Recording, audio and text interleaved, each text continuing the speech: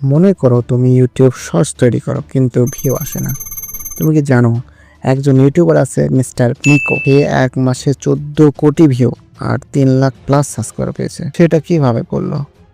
চলো আমরা কিছু নমুনা দেখে আসি। প্রথমে সে ইমোশনালের সাথে খেলা করে। ভেবে দেখো, সিনেমার শুরুতে হয় আনন্দ দিয়ে, মাঝে থাকে টেনশন এবং শেষে থাকে খুশি। মিস্টার মেকো এর ভিডিওতে ঠিক এমনটাই করে। শুরুতে থাকে এক্সাইটমেন্ট, ব্যর্থতা এবং সফল। এভাবেই সে দর্শকদের মন ধরে রাখে। দ্বিতীয়তে সে এডিটিং করে, প্রতি 2-3 সেকেন্ড পর পর কাটিং, জুম, টেক্সট, বিরল ইত্যাদি দেখায়। এতে করে চোখ অন্যদিকে যায় না, যার ফলে দর্শক তার ভিডিওতে অন টাইম থাকে। এবং 3 নাম্বার হচ্ছে সহজ এবং মজার ভিডিও নেওয়া, যেমন ফেভিকল দিয়ে মোবাইল আনলক করা। 4 নাম্বার হচ্ছে একদিনে অনেকগুলো ভিডিও তৈরি করা।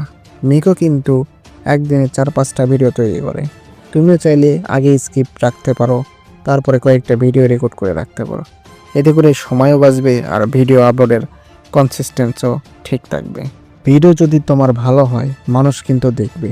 তাই নিয়মিত ভিডিও আপলোড করো, ইমোশন আনো, এডিটিং দাও, বাস ইউটিউব শর্টসে গ্রো করো।